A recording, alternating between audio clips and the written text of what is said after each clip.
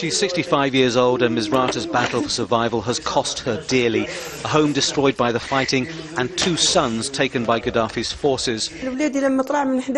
They weren't fighters. They were peaceful demonstrators and didn't carry guns. I don't know if they're still alive.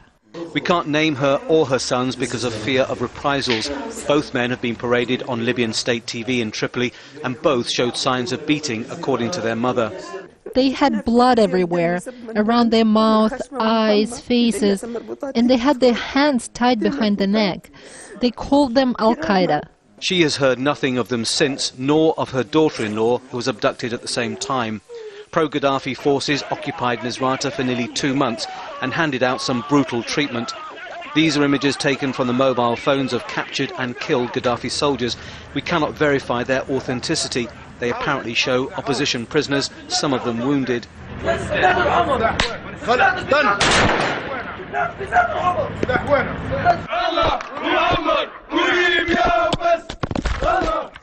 Here they slap a prisoner and chant God, Gaddafi and Libya. This man appears to be suffering a beating because he refused to give information. The fate and whereabouts of most people shown are unknown. Many of those who disappeared were taken or abducted during the early days of the conflict, during the demonstration period. They would have been brought here to the headquarters of state security, processed, interviewed, and according to locals, probably beaten up or even tortured. And then what happened to most of them remains a mystery.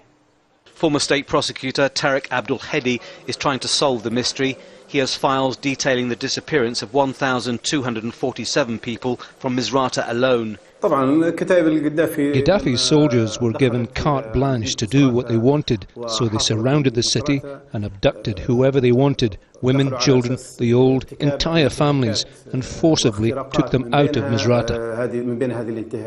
These are photos of some of Misrata's missing. This man was an oil worker who was last seen alive on Libyan TV.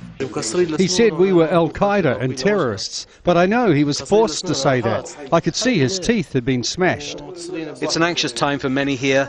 The bombardments may have stopped, but the suffering continues. Tony Birtley, Jazeera, Misrata.